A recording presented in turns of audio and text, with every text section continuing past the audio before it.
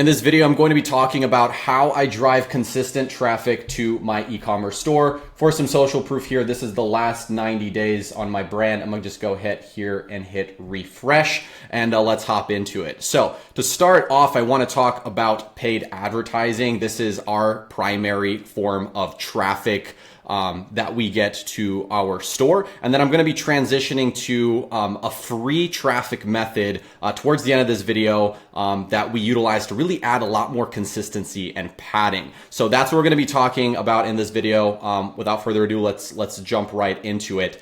So the most stable form of traffic is going to be the one that you pay for, right? In our case here, I'm gonna be talking a lot about Facebook.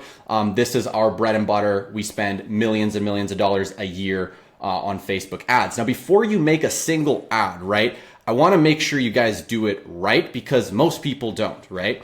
And to get paid traffic to work, to get paid media to work, you have to approach it right. Now, what does approaching it right mean? I'm sure you're asking. Let's dig into that a little bit. So what I would recommend you guys do is before making a single ad, ask yourself why. Dig into the why of why your customer would want to buy your product, okay? What desire does your customer have that you can channel and gets to go from point A, which is on an ad on Facebook, to point B, which is going to be, right, your Shopify store, okay?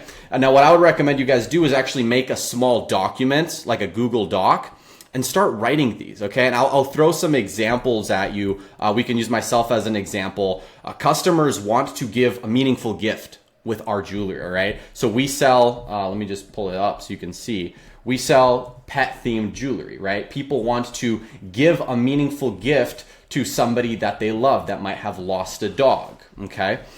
So what I do in my ads is I channel that desire, to channel the desire of gifting a meaningful gift. And we can take an example straight out of one of our scaling campaigns here with this ad right here. Let's take a look at this copy. What you'll notice is this copy here, what does it say? It says, this is your sign to get her a pet face necklace. The her can apply to a girlfriend, can apply to a mom, can apply to a grandma, right? This is basically saying, hey, you should get them this as a gift, right? People have the desire to gift. Our product is a giftable product. Thus what? I'm going to include and channel that desire through the copy in my ad. Now, whether you're channeling this desire through a copy that's physically inside of the ad creative, whether you're channeling it in the headline or the description that's in your ad, whether you're channeling it on Google ads or TikTok ads or anywhere else, this core concept is the same. And that's why I actually want to talk about it before we even hop into anything else. I want you to understand that to be able to convert, whether it's a video ad, a static ad, or just text that you're doing for a search campaign on Google, the most important thing is going to be to understand why is somebody going to buy it, and to have copy that's going to channel that desire and get your customer from point A to point B. Great. So I want you to understand also that cold traffic from whether it's Facebook ads or TikTok ads or Google ads, that's really just the tip of the iceberg. To drive consistent traffic, you need to be able to take that traffic that's now coming in and capture those people, right? If you take a look at our site here, we capture people. Let's see if I can activate the pop-up. Let's go to a new window here. So we capture people through a pop-up that is with our promotion that's going on. So if we are to go to a product here and give it maybe a second or two, what you'll notice, if it wants to do it, maybe it doesn't want to do it now.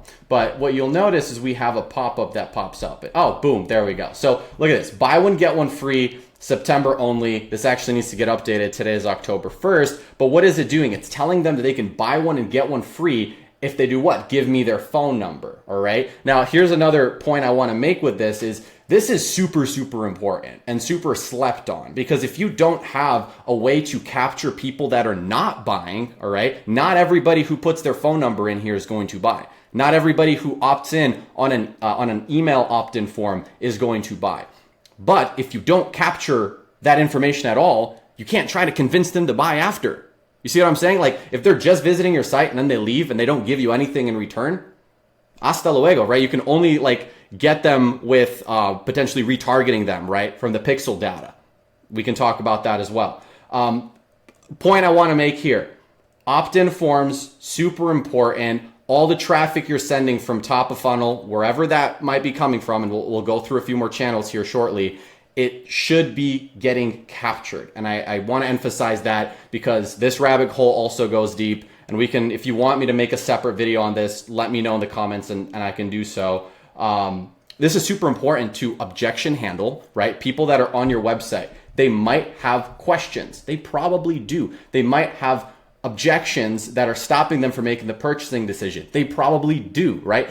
What your job is to identify what these are and then clarify them on your PDP, in your flows, right? In your email and SMS flows after they do what? Opt in for an offer. You see, it all ties together. It's all very interesting. And this is why, you know, when we're talking about driving consistent traffic, we're going to be touching base on also site, how it plays a role, and being able to capture these people so then we can talk to them more, right? And drive them back to our website, even post them coming from an ad, leaving from an ad. Does that make sense? Cool. Let me get a sip here. I'll be back. All right, sweet. So next thing that I want to touch base on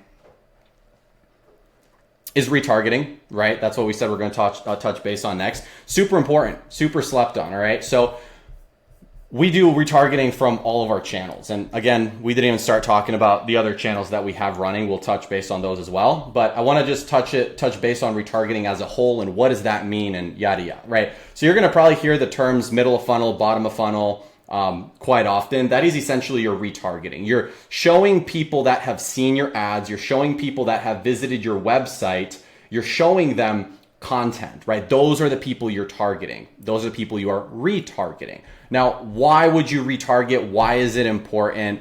Let's just take a look at the last 30 days here in my retargeting campaign, and you're going to see exactly why. Over the last 30 days, I have generated 433 purchases just from my retargeting campaign here. We spent $12,000 and had a really profitable acquisition cost on every single one of these, or most of these, at a blended $29 cost per acquisition, which is fantastic for my brand and what I'm building here. And it adds as a really, really good, consistent lever of getting people back on the site, right? Driving that traffic back on the site. So again, when we're talking about driving that consistent traffic, it's not just going to be top of funnel, cold meta traffic. That's how you're going to see the most amount of volatility. If you don't have some of these other things that we're going to be talking about in this video playing for you, you're not going to have a fun time. You're going to see a lot of volatility in your brand and you're not going to be a happy camper. If you want other content on retargeting, I have a bunch that is live on my Ecom Live channel. You can just go here, hit search, type in like MOF for middle funnel. You can see I launched a few different times. Live ads, there's a lot of different approaches here, including scaling strategies as well. So feel free to take a look at that if you are interested.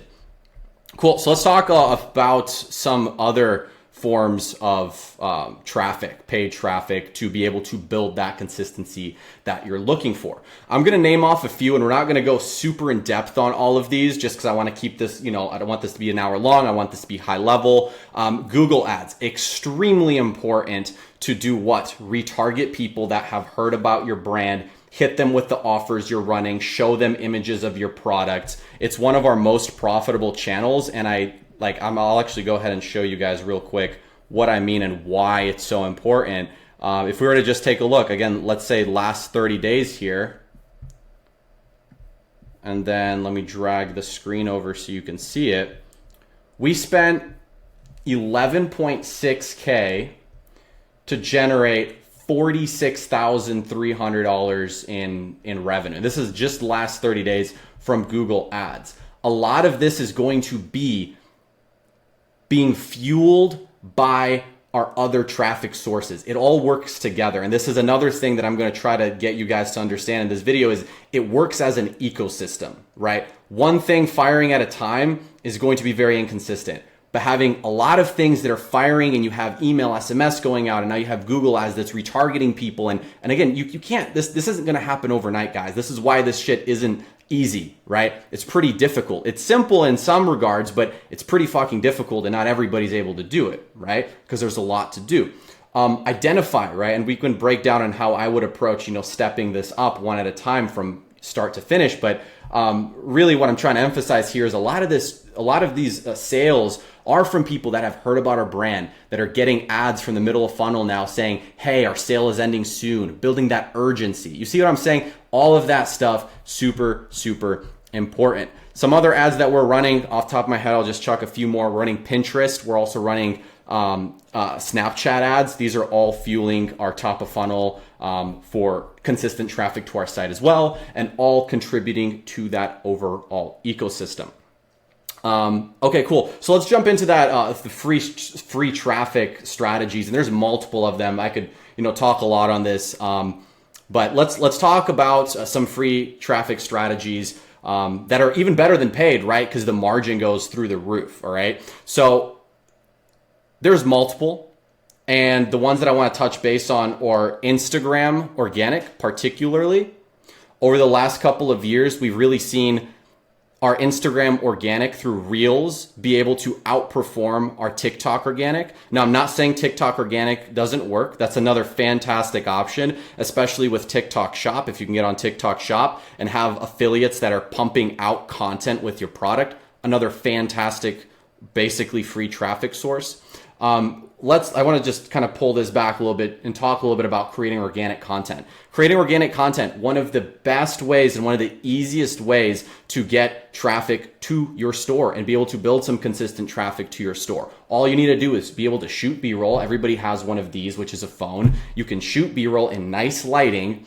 Outdoor lighting works fine with your product, and be able to get high quality B-roll that you can piece with organic, creator-focused content is how I like to phrase it. And if you don't know what that is, literally go and start scrolling on your Reels. The videos that go viral, especially when they're promoting a product, those are going to be the best examples. They feel very genuine. They feel like a creator put it. A lot of them are very simple. And I'll actually go ahead and show you one example here right now on one that I created on our Instagram account, and I'm now scaling through boosting the reel on our paid ads. And you can see it's right here.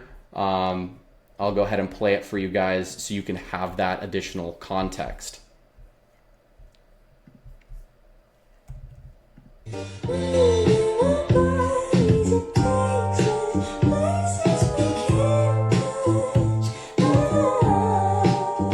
Right? Super simple, but it feels creator focused. We have that text that's resonating with everybody on the platform. There's a hook that's gathering the attention. It's dropping it out of a bag, right? There's movement happening.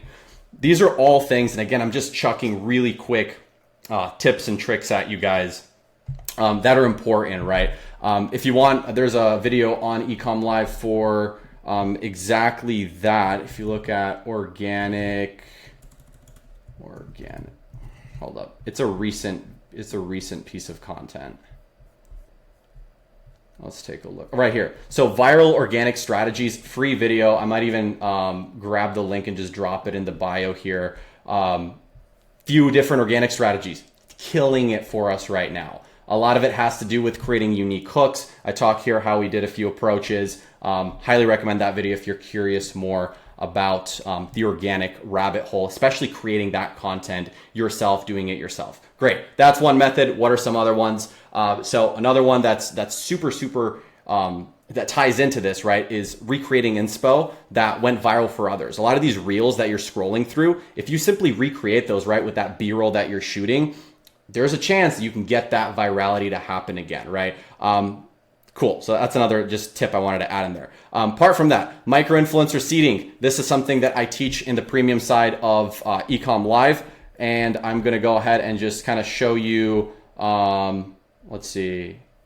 Yeah, I'm going to show you what that is. Let's do that. Like, that's actually easier to explain. Micro-influencer seeding. If you go to our Instagram, you're going to see exactly what that is. A lot of these posts that you see inside of the reel section here, And let's go ahead and just pull up an example here and then look through the example and talk about it. So let's go with, honestly, any of these should be fine. Let's see this. I'm super obsessed.